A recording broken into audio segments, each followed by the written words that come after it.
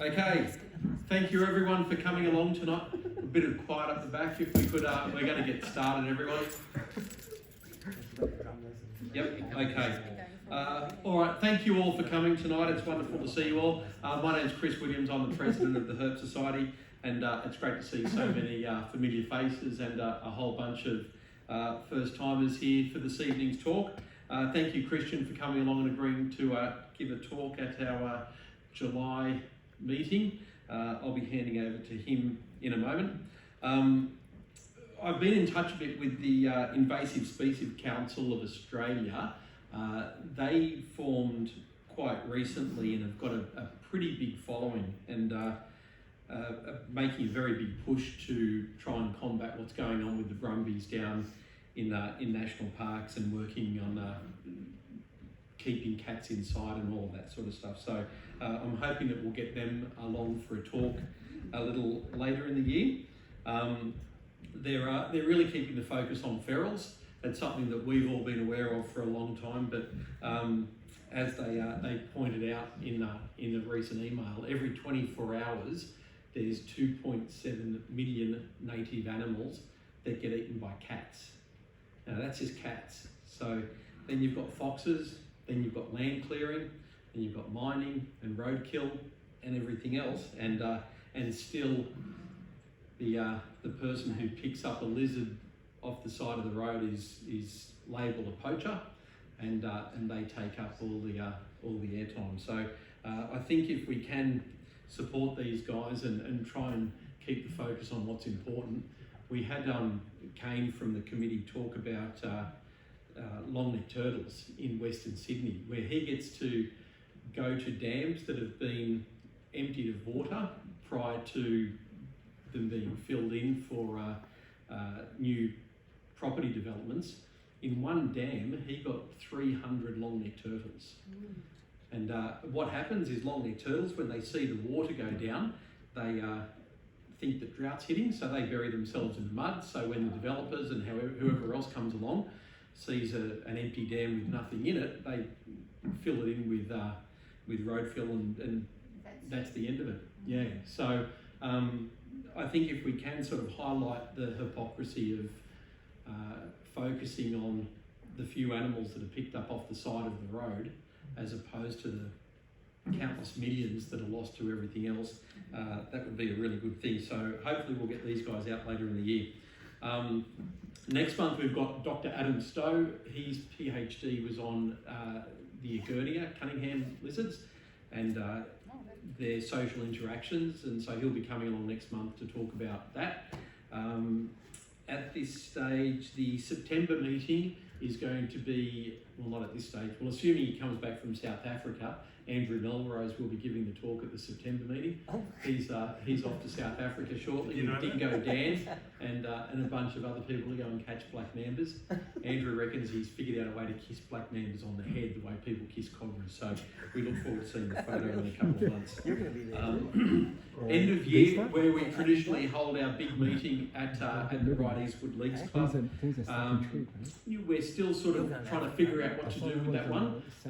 This year will be the 10th edition of the Red Belly Courier, so we may able to do something with that. Rick Stein will have another book coming out, and we're very keen to make sure Rick's somehow involved, and maybe make it a bit of a best of, where earlier in the year we had Neville Burns talking about his updated biography and also the reptiles of the Northern Territory. So we might look to get those guys back to incorporate something in a big talk towards the end of the year. So anyway, that's all still to come. So I'll hand over to Christian and he can tell you all about these black soldier guys. Thank you. Well, thank you very much, Christian, and thank you everyone for coming along tonight. So for those who don't know, and plenty of you guys out there that might not know me, but my name is Christian. I'm the owner of Raptor Reptiles, and also recently joining on with Argentotech in their journey to win the war on waste. So here to tell you a little bit about that journey and also how it relates to us as reptile keepers and also ambassadors for the wild. So if we have a look here, so waste is a worldwide problem. Across the world, over 2.12 billion tonnes of waste is actually going into landfills per year. In Australia alone, that's 75.8 million tonnes of waste per year. And that adds up to about 2.2 tonnes per person. And all that is going into landfill, as we've said on here. But you know, I want you to just take a second to imagine. Just imagine. Not you. No, not that imagine. I love it. Thank you. That's a good one. Now, I want you guys to just imagine a world without waste. I want you to imagine a world where nothing is buried or nothing is wasted. Every part of society comes together to the betterment of humanity and nature. And that's the message and the journey and the passion of Argento Tech. Now, I'm just going to play a little video from our CFO, Ramon, just to explain a little bit about what we do, and we'll go a little bit more into depth with that. So hopefully the sound will work. We'll hear how it goes.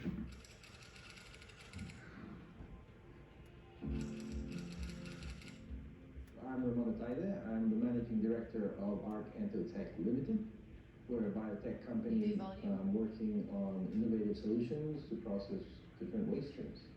We developed an innovative technology where we address specific waste streams that are called end-of-line waste streams.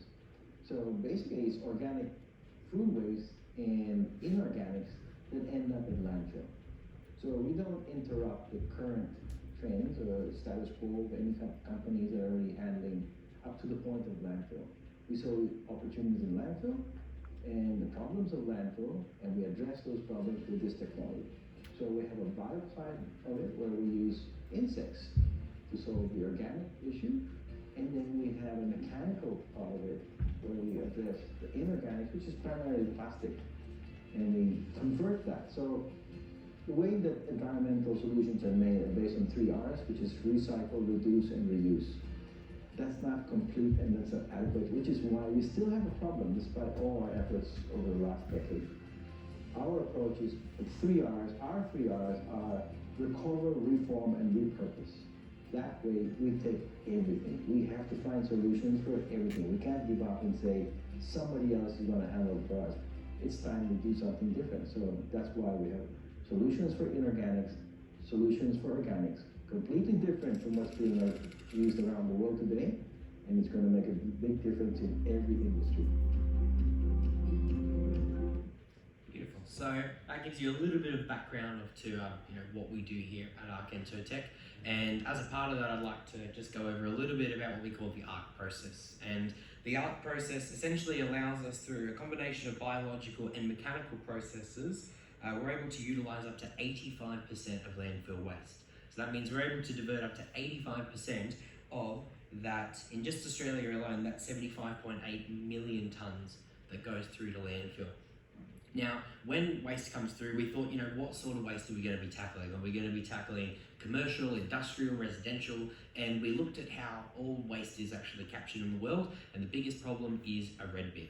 Now, a red bin is challenging because it has pretty much anything you can think of, but it has a mix of what's called mixed solid waste. So it has things that are organic and inorganic as well. Now, we actually have the solution to this problem of sorting this out. And like I said, it's through our bio processes and also our mechanical processes. So going through for that double-edged sword to be able to attack this worldwide problem. And the answer that we've come up with is the black soldier fly.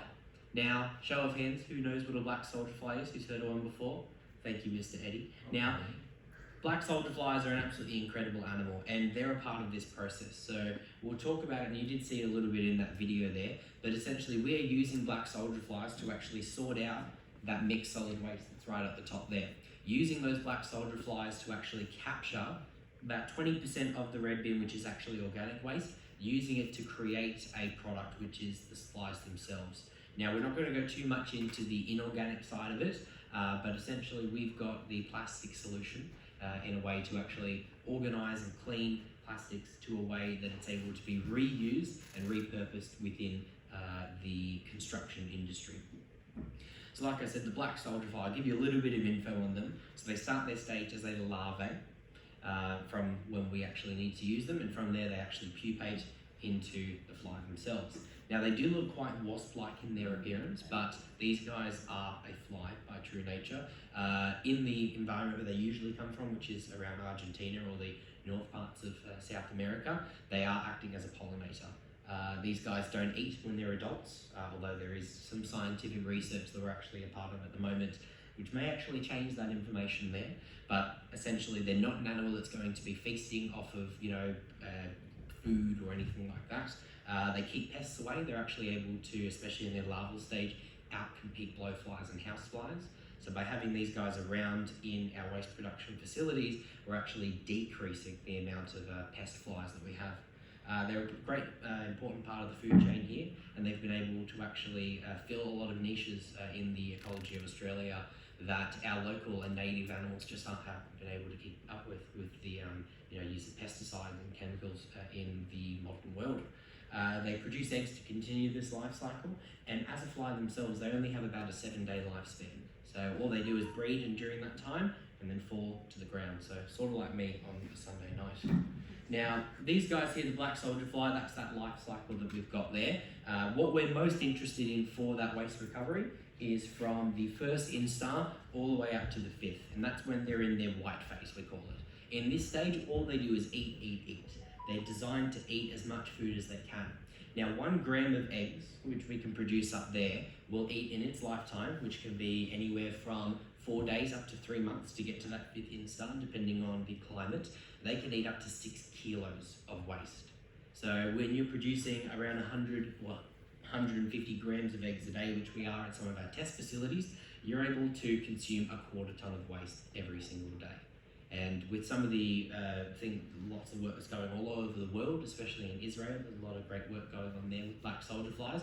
We're getting kilos and kilos produced of eggs every single day, which translates into 1 kilo of eggs, translates into 6 tons of food. So the eggs themselves, when they actually mate, they need to find somewhere close to a food source or a smell. So we've got these tiny little wooden rickets that sit next to each other, and you can sort of see those tiny little white dots on probably the 3rd or 4th one along. Those are actually all individual eggs, and all those tiny little white spots that you see on those pieces of wood are eggs. Now the flies themselves are only maybe about 1 or 2 centimeters long, so it just gives you an idea of the absolute minuscule size of those flies. Now, once they get from the egg stage, they go into the larval stage. And the eggs themselves can take anywhere from 3 to 4 days to hatch. And once they've actually hatched, they will start eating at that first instar stage. Living at that size, when you're quite small, you need to get as big as soon as possible. And the larvae, they're able to go, in human terms, from the size of a newborn baby all the way up to a humpback whale in the span of 4 days. So they're able to, go hundreds of times the size they originally were, all while being complete and constant eating machines. Now, when it comes to the natural environment, a blowfly or a housefly actually will put live maggots or live grubs onto a form of waste, whether it's food or a defecation or whatever it might be. Now, that means they get the head start. But once the black soldier flies come in and lay those eggs and they hatch, these guys, as I said, will outcompete native local blowflies as well as invasive pests as well. Meaning that by having these guys around, not just in your massive landfills, but if you guys have got a compost heap at home, I guarantee you have seen a black soldier fly in there. And you might have thought it might have been a big worm or a wasp or something like that, but these guys are a lot tougher than the earthworms that you actually are trying to keep in the compost at home. Now these guys can deal with any form of waste that comes in. For those who have tried to keep earthworms or tried to breed them for your reptiles at home, you know that they're very particular. They don't like garlic, they don't like onion, they don't like citrus, the pH needs to be just right, they can't take meat or bones, and there's a million and one other things. Plus, they're very slow in terms of breeding and growing. The black soldier fly can eat anything that is organic. The only things in the redbird they don't eat is plastic, metal, and textiles. Everything else that comes through, they're able to digest, whether it's bones, meat, skin, whether it's hide. We actually had a 700 kilo cow die on the farm, and within 4 days, that was completely taken down to bone. Not Now- sticking that in my compost bin, though. No, you want them in the compost bin, because what it means is that you're going to be able to have a stable pH system living in there. These guys are able to eat biosolids, so human waste, and they're actually used in preliminary trials now to help actually stabilize and make that waste safe for humans to be able to interact with. And they've also been found where they've done the atomic bombs as well, they're able to survive nuclear radiation. So there's an idea that they might even be able to be used in all sorts of different ways for cleanup. Now, I do have to warn you, the next slide is a little bit gross. If you're eating, probably just skip ahead on the video or just close your eyes here. But just to give you guys an idea from a reptile's point of view, because all those numbers that I've said really don't mean much. Now, I had a Spencer's monitor of mine die start of this year whilst I was away for a couple of days. And of course, we all know that reptiles love to die right under the heat light. So you get a beautiful, bloated, smelly, disgusting animal. Now, this Spencer's I'd had for a couple of years, and I was very upset to lose it. And I absolutely love bones and all sorts of bits of anatomy. So I thought, you know what, I'm going to see what happens with our black soldier flies when we put it in. So this one here on the left-hand side was the Spencer's that I had. And on the right-hand side there, that weird black-looking thing was after 24 hours. What it had done is taken all the skin and all the moisture out of it, dried it down to muscle and tissue. And within about 72 hours after that second photo was taken, I was left with a tray of bones. And I'm able to actually put that into hydrochloric acid to be able to whiten the bones. And another great thing, if you guys are ever looking to preserve, or maybe get rid of a body of an animal, of course, these guys produce ammonia as well in their defecation, so it actually helps to whiten the bones and actually get rid of all the grease in there, and they love to feed on that as well. So when we put in, scraps of food that we bring for lunch, it will just get completely destroyed and you're left with this beautiful, just stunning chicken bone that could just go in a museum. So it's some pretty incredible stuff. Now, with the flies, what are we doing with them? So once they've actually eaten this waste, they turn into a couple of different products. The first one is Ark Soil. And if any of you know what the word frass means, that's just insect poo. So that stuff there is high-grade fertilizer. This stuff is used by Scott's as well as all sorts of other different brands. And hopefully by the end of this year, it's going to be in every single Bunnings store across Australia, being used as a high-grade fertilizer that is carbon neutral, but also really, really great for all sorts of plants.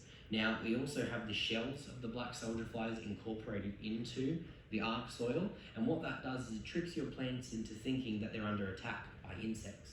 And when they think they're under attack by an insect, when it's detected as a threat, they will put more energy into growing their roots, growing their stems, growing flowers to ensure that when that attack comes, they can survive. But of course, that attack never comes. So you're ending up with plants that are stronger, healthier, and faster growing.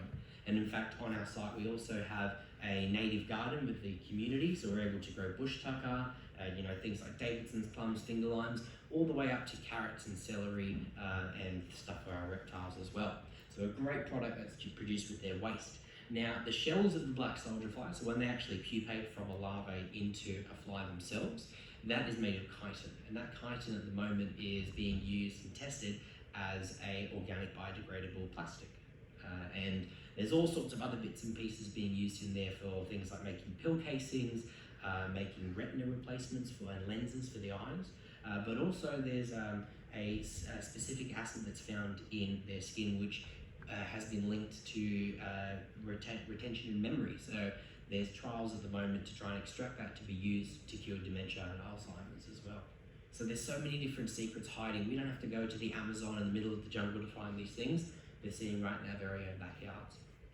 Now, the products that we're focusing on tonight mainly is our black soldier fly larvae and also our insect protein. So the flies themselves are really, really high in protein, about 35 to 50% protein in the actual grub themselves. So that makes them a really great ideal food for reptiles, which we'll get into in a minute, but also great for chickens as well.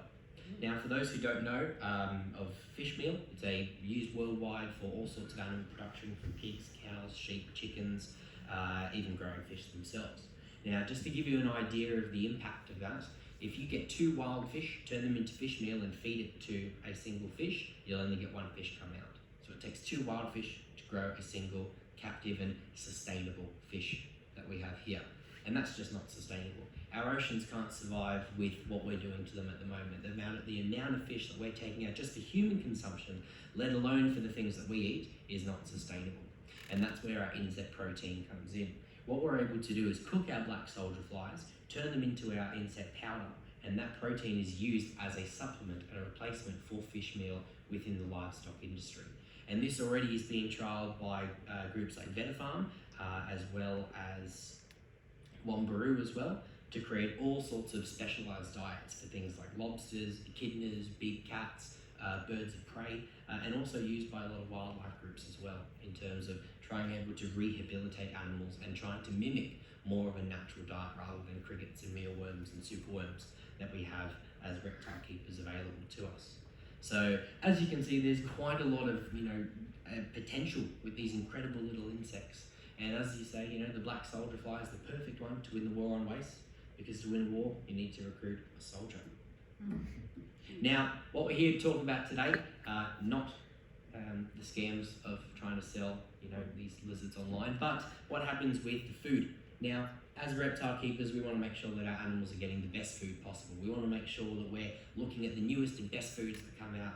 And this is not that. This is not a new food. This is not an amazing, great discovery. The black soldier fly has been around for, millions of years. And we just need to know the right places to look.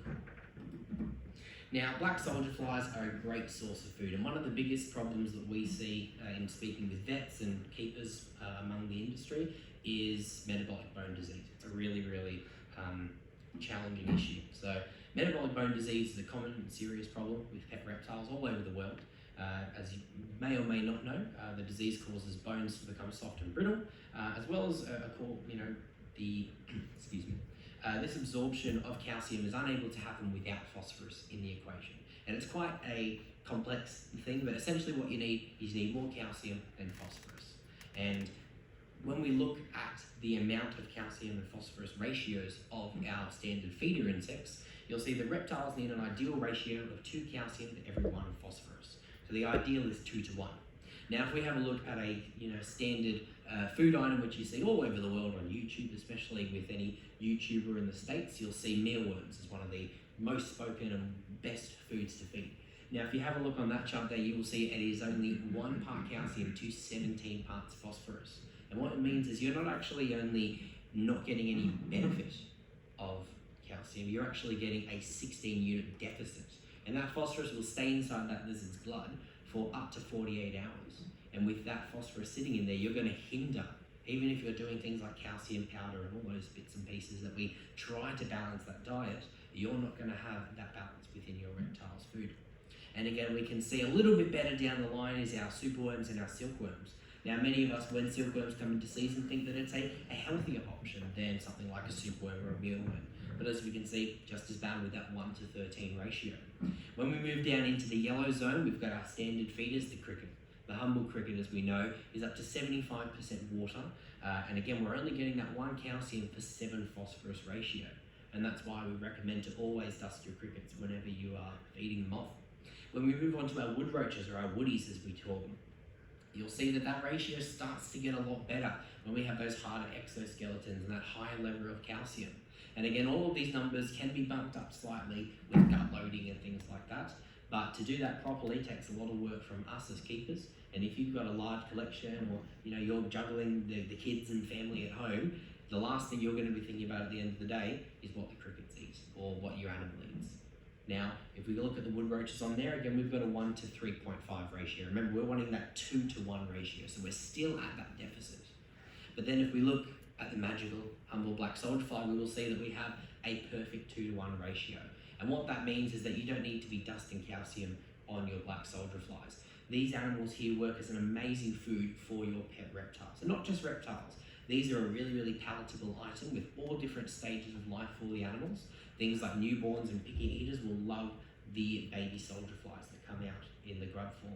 What about frogs? Well, frogs absolutely love them, and we actually feed them as live form as well when they're in their flies. And it encourages all sorts of different natural behaviors, trying to catch those animals flying across the air. Just like you see in the cartoons, frogs do love things that move. Again, one of the biggest killers in captivity is, not just metabolic bone disease, but obesity in our animals, encouraging that movement. We want to make sure that our animals aren't getting lazy, aren't getting fat. That's how we end up having animals these days that are able to live longer lives. But with that comes that extra responsibility to ensure that the quality of that life matches what's happened throughout their entire lives. So the black soldier fly is a great source of food for all different animals. In their live form, they can be used for birds, they can be used for fish, things like frogs as well, small lizards, and even be mixed into salads to get them to move for any picky eaters who don't want to eat those salads. And I'm sure we've all sat there picking up the salad leaf, dropping it down, picking it up until the bearded dragon tries to have a taste. And our dry form, and not as moving as obviously our live ones, but can be a great source of calcium, a naturally derived form, not made of seashells and animal bones from the livestock industry. Instead, a natural form of calcium that the body's gut flora is able to easily digest and sit with. And we've had discussions with vets from all over the country and all over the world as well, talking about the benefits of black soldier flies and how, even though they might have that 2-to-1 ratio, really when you look at all the other components that go into something like calcium powder, which most people don't know is made out of seashells, which isn't a part of a normal reptile's diet. Those mixes there, you can create all sorts of meatballs for goannas or even for blue tongues, and a great source of food for turtles as well, because they sit on top of the water. So really great for our picky eaters at home. So when we come to the end of this, we learned that, you know, black soldier flies, while they do have that importance for us as reptile keepers, and allowing this to be an open way for anyone to be able to experience the joy of keeping reptiles, they also have a positive impact for the environment. And I'm sure all of us as custodians of animals in our own homes, brought these animals in, need to make sure that we're being conscious of our decisions and thinking not just what's best for our animals, but what's best for our planet as well.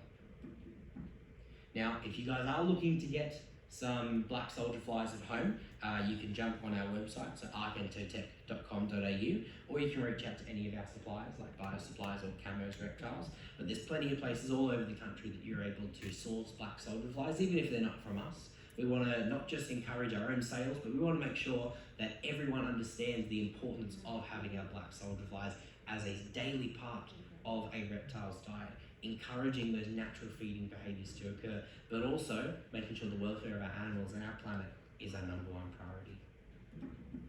So thank you very much for listening. If you do want to reach out or you want to learn more about the journey, you can jump on arkentotechltd.com.au. And I'll take this little opportunity as well, just to do a little bit of a shameless plug for those who have not seen online. As a part of this new age of husbandry, where we're looking at the science and we're going back to basics, we've launched at Raptor Reptiles, our new reptile husbandry orientation course for beginners and intermediate keepers, and I'm sure some of the older ones down the front who need to learn a thing or two. But we've got all sorts of different programs happening, and in fact, for those who are here, we've got a program happening this Sunday up in Summersby at Into Park Insect Farm. So come along, check it out, and thank you very much for listening. Now, what we will do is we've got some samples for people to have a look at, and we've got these little containers of the actual cooked ones. So if you guys have any reptiles at home, for anyone who's here in the audience today, I don't think we'll have enough for every single person down the back there, but feel free to come up and have a look and ask any questions as well. So which ones are good for the compost bin? So the black soldier flies, when they're in their live form, None of these are live? well, these ones here, Yeah, the so ones they're not on for the sale, side. they're not for taking home, just because they're quite a bit smelly at the moment. But these ones you would naturally Wait, for find. hunters, that doesn't bother us. Almost. But yeah, no, there's plenty of different insects that you will find in your compost bins, not just our worms, but black soldier flies. If you look hard enough, especially during summer, you will find those larvae sitting in there. So if you do see them and recognise them, don't squish them, don't throw them out, leave them in there. You want as many as you can in there. And like I said, remember, they're able to digest so many more things. So, you know, if you do accidentally put in a citrus skin or a piece of onion in there, you're not going to be killing off the worm farm in 2 minutes. So I might do any questions if anyone has any others. So can you get live ones from Biosupply and Camos? Yeah, definitely. So we sell live and cooked as well. And depending on when we actually have them in season, we actually will also sell the fly form as well at expos. So you're able to actually get that extra enrichment for your animals to be able to experience, you know, the joys of seeing, you know, your netted dragon jumping and doing backflips trying to catch their prey, just like they would in the wild.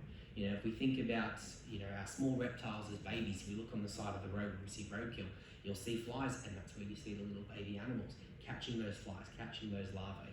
They're not designed for eating these animals that crawl into the ground or jump across the grasses like locusts. Going back to what nature has taught us and what's right in front of our faces is very, very important. Does the insect farm sell flies to put in compost? I mean, you say that you'll always sit in compost anyway. Does it pay to add more? Well, look, it wouldn't be bad to put them in. I mean, if you wanted to get the ones that we actually have as retail to put in your bins, there wouldn't be a problem at all.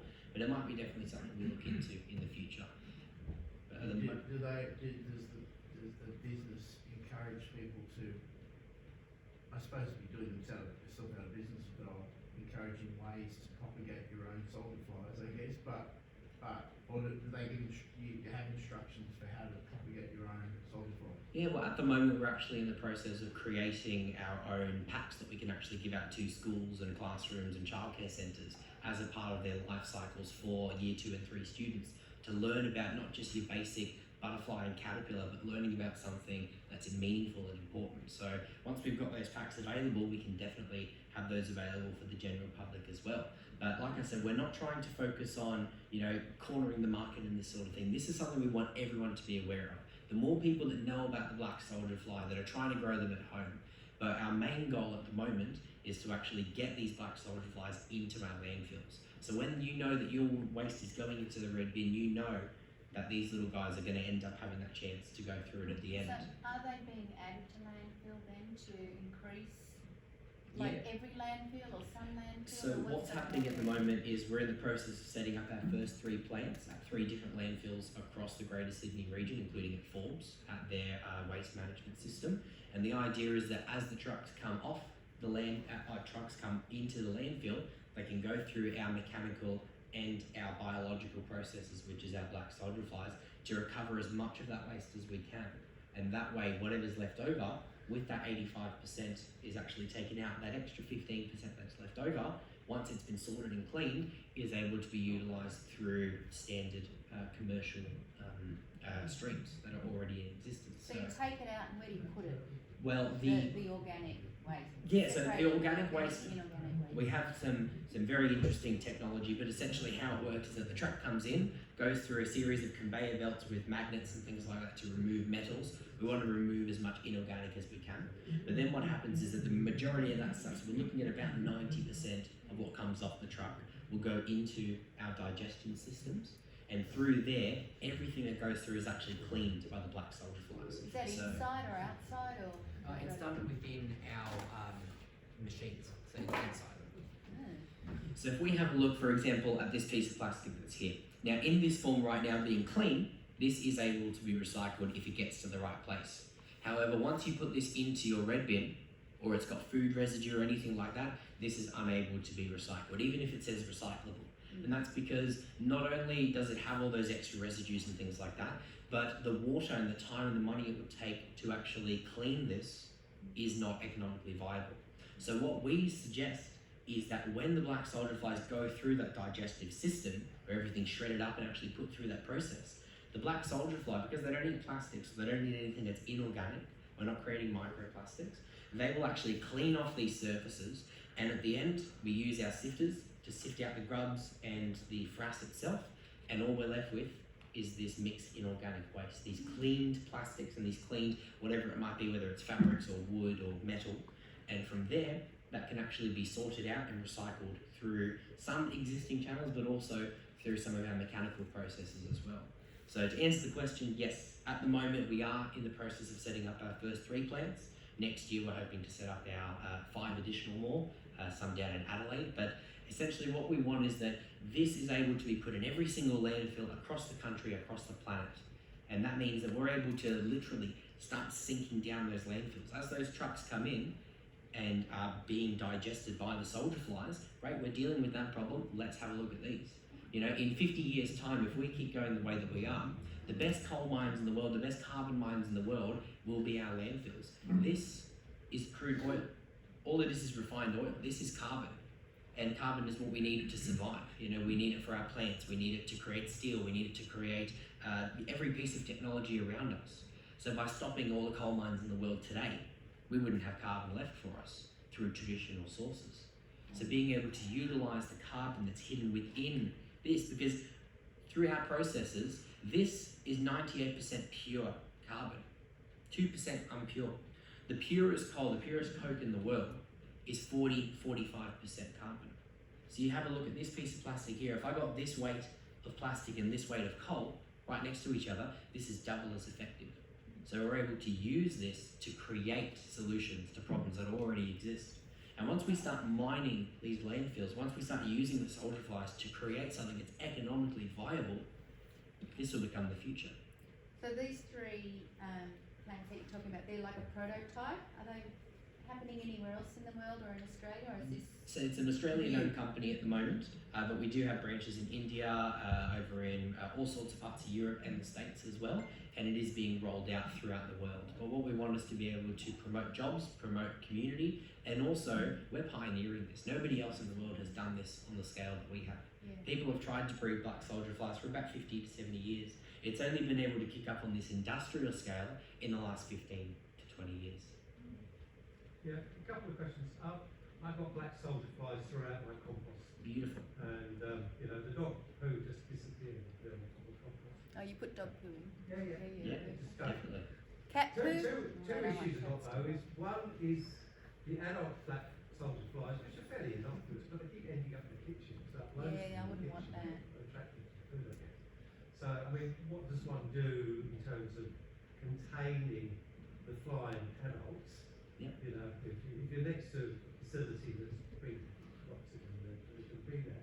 And the second question is, at the moment, I don't see an awful lot of activity going on because it's cold.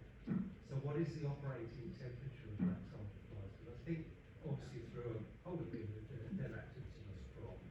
Yeah, definitely. So to answer the first part of the question in terms of the actual flies themselves being a nuisance, so if we go back a little bit, if we have a look on here, these guys are designed as pollinators. Now they don't act like a normal fly. You can literally go up to these guys, pick them up, pat them, and put them back down. They will not move as flies. In their 7 days that they're alive, they have a very, very short distance that they can actually travel. And it can hinder them in terms of spreading across the country.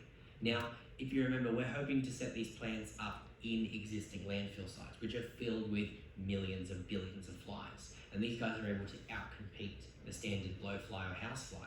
So you're actually going to see a reduction in the amount of flies that come.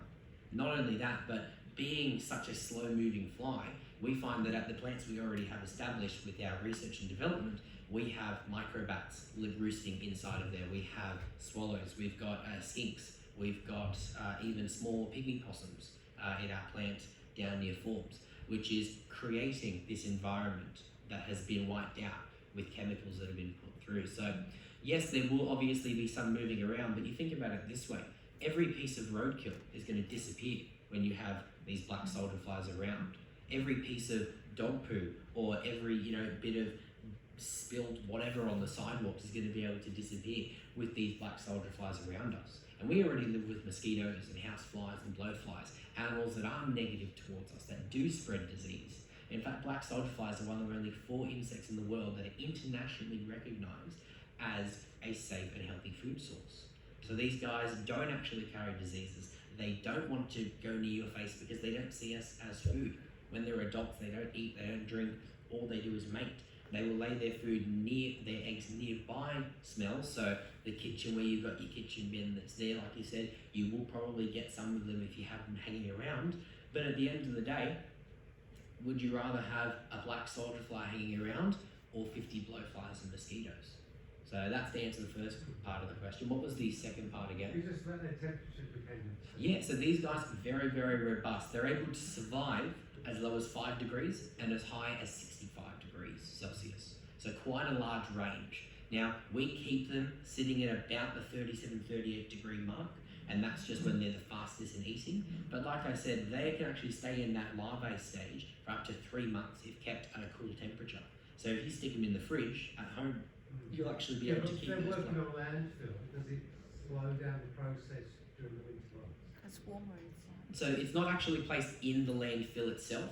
It's a separate processing plant on the site of the landfill.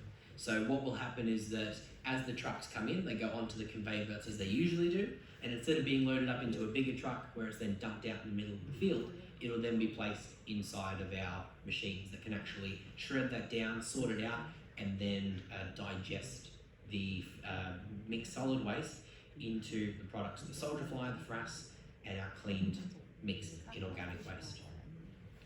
How do you heat those, if optimal is 37 degrees, how do you heat those big places?